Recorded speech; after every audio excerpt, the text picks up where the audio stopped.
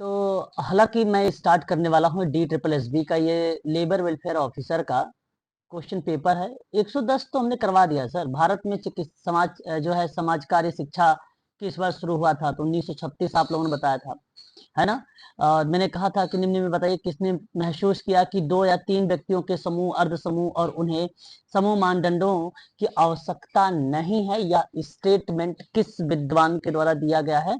तो George C homes का नाम मैंने बताया था, है ना। तो ये मैंने करा चुका हूँ आप लोगों को, ठीक है ना। आगे बढ़ना चाहिए हम लोगों को। क्वेश्चन नंबर 112 में लोक प्रशासन क्या है? वो गवर्नेंस का पार्ट है, यानी शासन। और क्वेश्चन नंबर 113, वह शब्द जो कुछ विशेष आवश्यकता वाले लोगों का वर्णन करता है जो इन जरूरतों को पूरा करने के लिए एक समूह बनाते हैं। सामान्य रुचि समूह होगा, शैक्षिक समूह होगा, या कार्य समूह होगा, या चिकित्सा समूह होगा? सही जवाब क्या होना चाहिए इस प्रश्न का? ऑप्शन नंबर आपका चिकित्सा समूह। चिकित्सा समूह होगा सर।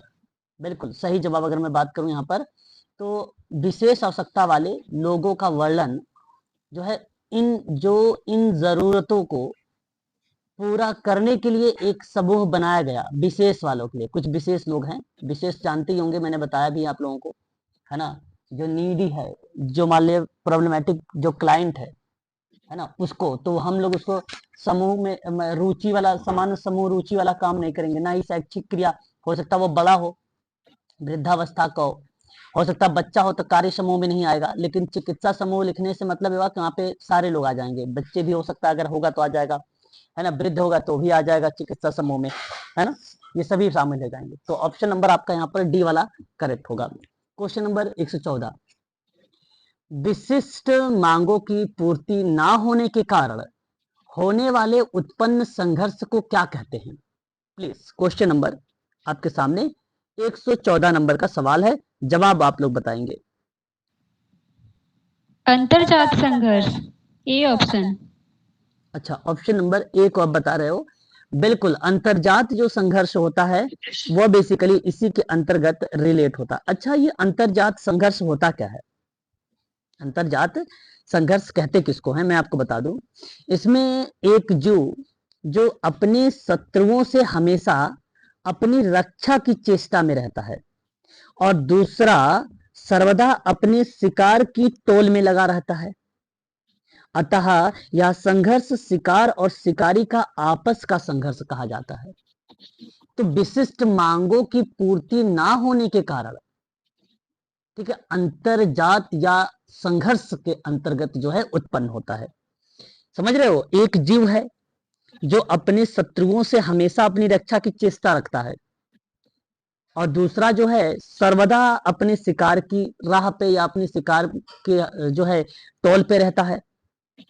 तो आप ये कह सकते हो ना कि शिकार और शिकारी की आपस में संघर्ष चल रहा है, और उसी कंडीशन में ये अंतरजातीय संघर्ष का पाठ होता है। तो इस रूप में हम लोग इसको देखते हैं। विशेष रूप से सत्ता संसाधन तक की पहुंच का जो क्षेत्र होगा वो भी अंतरजातीय संघर्ष का ही पार्ट होगा, है ना।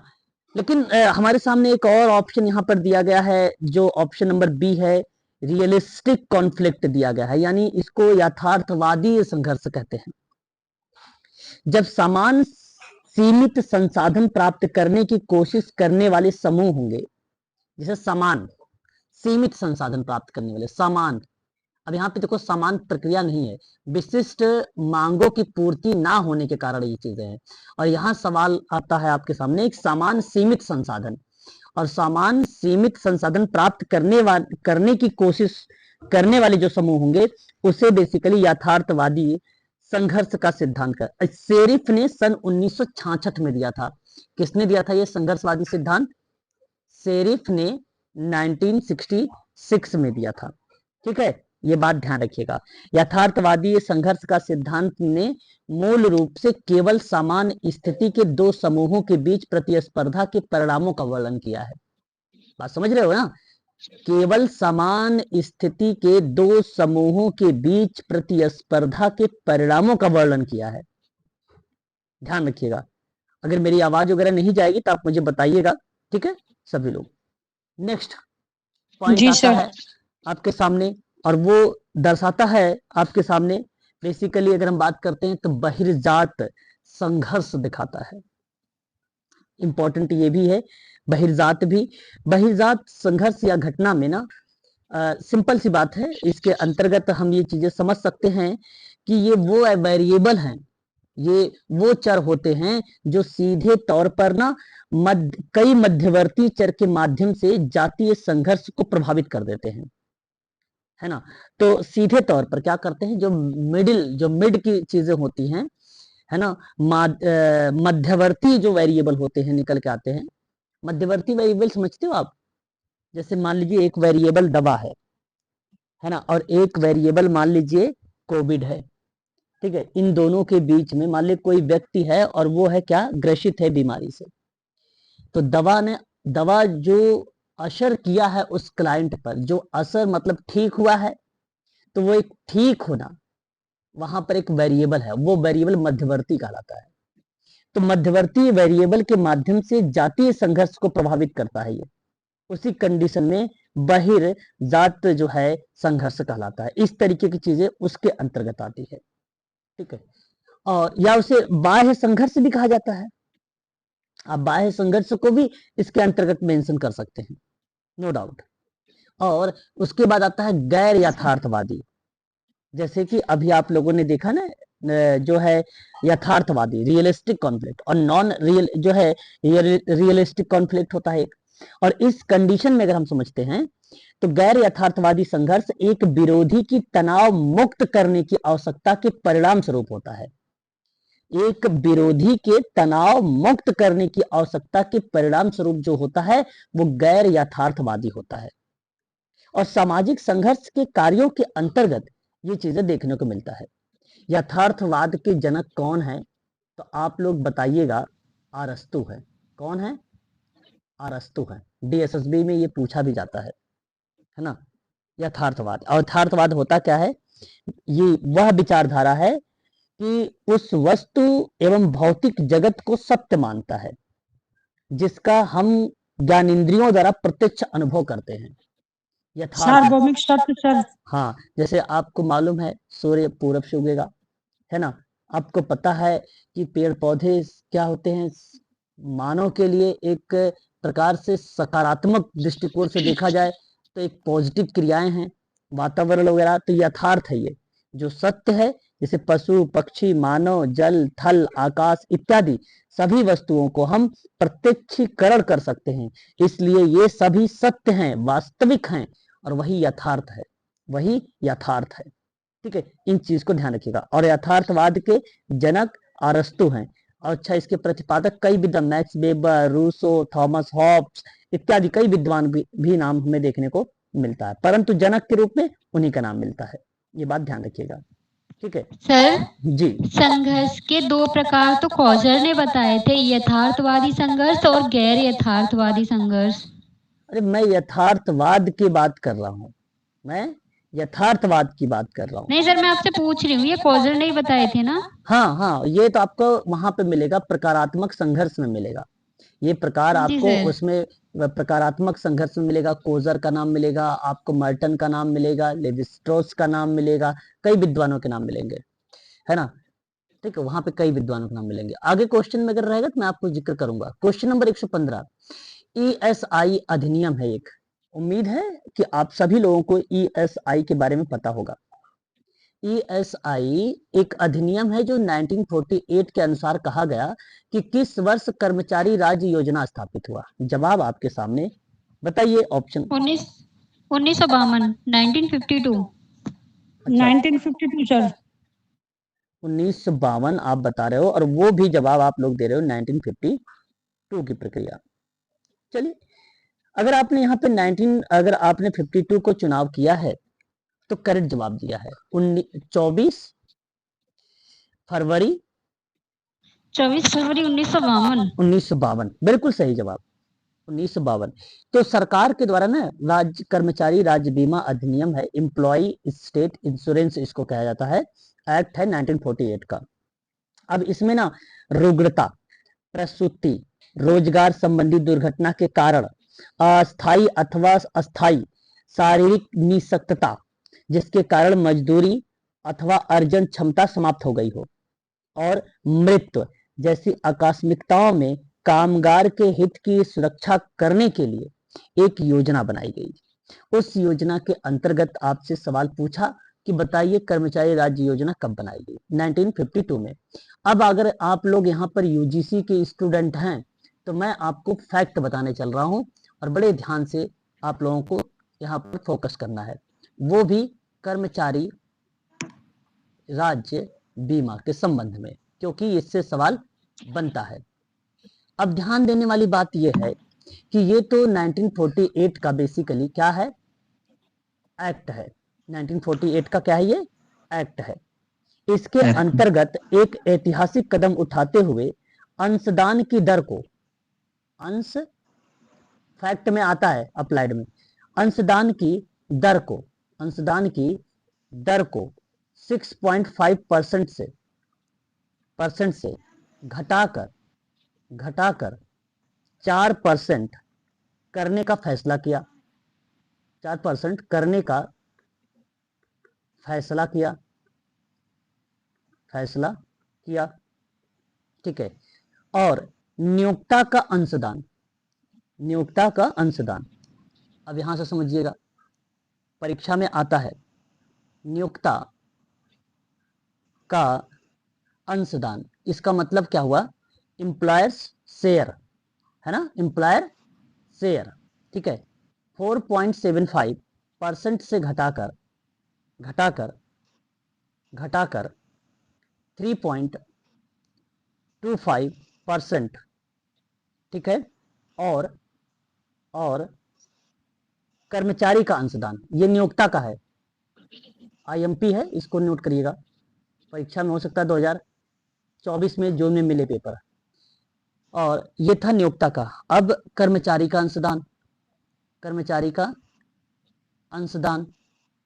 अंशदान, ये बेसिकली, इसको अगर मैं बात करता हूं कर्मचारी के परिप्रेक्ष्य में तो इसे एम्प्लॉइज शेयर कहेंगे। 1.75% से घटाकर 0.75% हो जाएगा। इस तरीके की बात है। ये घटी हुई प्रक्रिया, इंपॉर्टेंट, घटी हुई दरें 1 जुलाई 2019 से प्रभावी हुआ, मतलब आया। सरकार ने इसी कदम से 3.6 करोड़ कर्मचारी और 12.85 लाख नियोक्ता लाभान्वित भी हुए। ठीक है। ये डेटा तो हालांकि परीक्षा में नहीं आएगा, जो मैं अभी आपको बताया हूं कि 3.6 कर्मचारी को लाभ मिला, 12.85 लाख नियोक्ता को लाभ मिला, ये परीक्षा में नहीं आता, लेकिन फिर भी आप चाहो तो यहाँ पर ध्यान में रख सकते हो। करोड़ किसको? कर्मचारी को,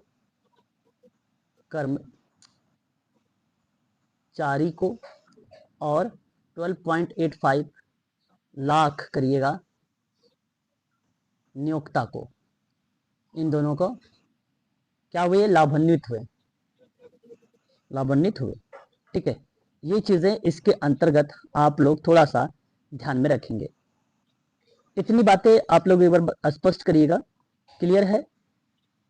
सर पिछली वाली स्लाइड सबसे पहले जो लिखी थी वो वाली दिखा दो सर। 1 मिनट। ये यही जी ना? सर। हाँ, ओके सर। ठीक है। इस चीज को आप सभी लोग ध्यान रखेंगे, है ना? चलिए आगे बढ़ते हैं। बाकी इसके संबंध में एक तथ्य जो है ध्यान रखिएगा। अगला सवाल 24 फरवरी 1952। अगला सवाल 116 नंबर का, एक समूह को सामाजिक इकाई की तरह कामकाज करने के लिए एक पूर्व आवश्यकता क्या है? बताना है आपको। और इस संबंध में अगर मैं आपसे सवाल कर रहा हूं तो इसका जवाब क्या होना चाहिए? प्लीज। आदेश, ऑर्डर। अच्छा, आप कह रहे हैं कि ऑर्डर होना चाहिए। सर अधिकार। अगर आप यहाँ पे ऑप्शन नंबर सी का सर आदेश। हाँ, नहीं सी सही है। बिल्कुल आदेश सही है। यदि आप यहाँ पे एक समूह को सामाजिक इकाई की तरह, एक ग्रुप है ना, एक ग्रुप है, और वो भी किसके रूप में होगा, सामाजिक इकाई मतलब यूनिट के रूप में, यानी केसवर के रूप में तरह अगर आप काम कर रहे हैं, तो काम करने के लिए पहले की आवश्यकता क्या होनी चाहिए, क्या होती है? तो अधिकार वहां पे बेसिकली, अधिकार वहां पे शामिल नहीं, संचालन भी वहां पे शामिल नहीं, और ना ही अथॉरिटी शामिल होगी। यहाँ बेसिकली जो कंट्रोल है वो संचालन है, जो पावर है वो शक्ति यानी अधिकार है, जो अथॉरिटी है वो प्राधिकार है, जो ऑर्डर है वो आपका क्या होगा, आदेश होगा। तो ऑर्डर बेसिकली एक क्रम, एक व्यवस्था है, ये एक आदेश या आज्ञा या हुक्म देने की बात है।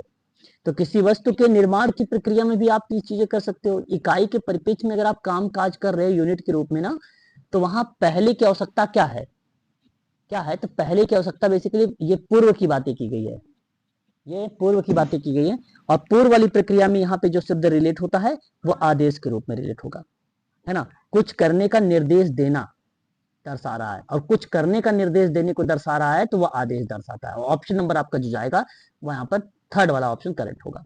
ठीक है, question number 117, social group work principal and practice पुस्तक है, बड़ा फेमस किताब रही है और आप सबको मालूम भी होगा। बताइए जवाब इसका क्या होना चाहिए?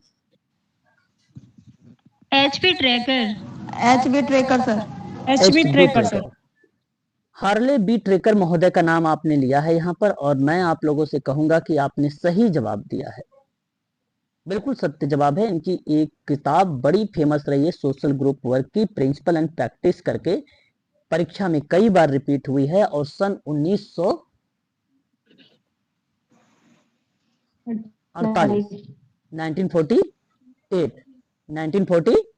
बताइए, 1948, 1948। हाँ ये चीज आप ध्यान रखिएगा, है ना।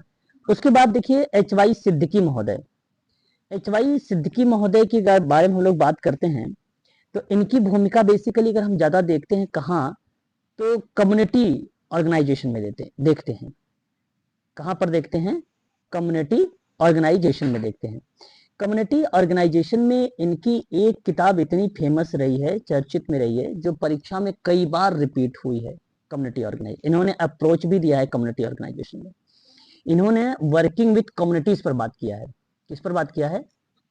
वर्किंग विथ कम्युनिटीज पर बात किया है, कम्युनिटीज पर, एन इंट्रोडक्शन टू कम्युनिटीज करके, है ना। और मैं आप लोगों से कहूंगा कि इस किताब के बारे में जो जिक्र किया गया 1 जनवरी 2021 की प्रक्रिया में, ये रिप्रेजेंट हुआ आपका पब्लिशन के रूप में। हालांकि इस परिप्रेक्ष्य में अगर हम लोग जब जिक्र करते हैं प्रोसेस में, तो आप लोग यहाँ पे अल्टरनेट नोट प्रेस के परिप्रेक्ष्य में आप सन 1 जनवरी 2021 का ही वर्ष लगाना उचित समझेंगे। परीक्षा आपके नजदीक है, तो उस कंडीशन में अगर आपसे पूछा जाए तो आप लोग यही जवाब दीजिएगा। लेकिन अगर आपसे प्रथम बार पब्लिश पूछा जाए तो 1997, 1997, अगर 1997 ऑप्शन में है तो यही जाएगा, नहीं तो अदरवाइज 2021 जाएगा। ये बात ध्यान रखिएगा। अस्पष्ट है? एक बार क्लियर करिएगा प्लीज, एक बार स्पष्ट करिएगा। जी सर। जी सर। अब देखिए मैं आप लोगों से एक बात और यहाँ पे बताना उचित समझूंगा। तो इन्होंने मॉडल्स भी दिए, इन्होंने मॉडल दिए। प्रतिवेश का एक मॉडल था, है ना। क्या मॉडल था इनका? प्रतिवेश का मॉडल। प्रतिवेश का मॉडल था, प्रतिवेश विकास का मॉडल। इसी को जानते हो क्या बोलते हैं? पड़ोस विकास का मॉडल कम्युनिटी ऑर्गेनाइजेशन में। और सिस्टम मतलब व्यवस्था, व्यवस्था परिवर्तन का मॉडल। और एक सामाजिक क्रिया का मॉडल। ठीक है, ये मॉडल इन्होंने जिक्र किया था। ठीक है, अब देखिए इन्होंने कहा कि पड़ोस यानी प्रतिवेश विकास का मॉडल काम कैसे करता है। आप कम्युनिटी में काम कैसे करवाओगे, इसका यूज कैसे करोगे? तो ये चीज थोड़ा सा मैं बता देना चाहता हूँ। देखिए, समुदाय आयोजक या समुदाय की आवश्यकताओं की पहचान करके सामुदायिक आयोजक समुदाय को उन जरूरतों को पूरा करने के लिए योजनाएं विकसित करने में मदद करता है। ये है ना, सामुदायिक योजनाएं के क्रियान्वयन और निगरानी करता है। ये आवश्यकता के अनुसार समावेशन काम करता है, तो इसलिए इसे पड़ोस विकास मॉडल कहा गया। तो समुदायों को अपने संसाधनों और क्षमता को विकसित करके मजबूत किया जाता है।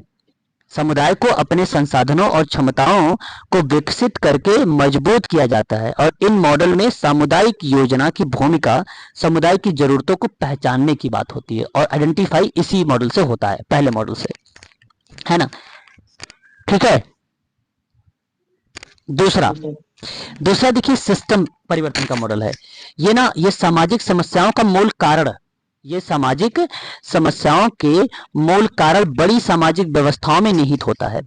यह मॉडल जो होता है, समुदाय की योजना की भूमिका समुदाय को उन तरीकों की पहचान करने में मदद करता है जिनसे सामाजिक व्यवस्था और उनकी समस्या में योगदान दे रही हो।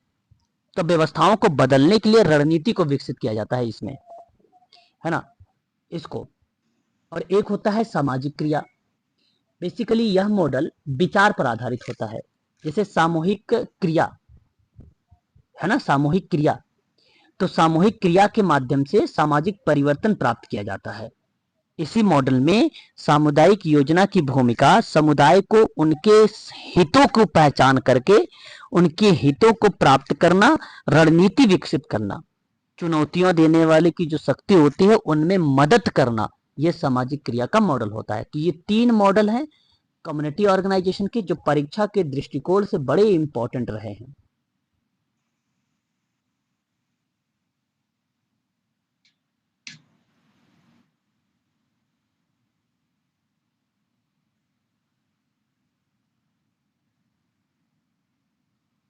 सर आपकी आवाज नहीं आ रही।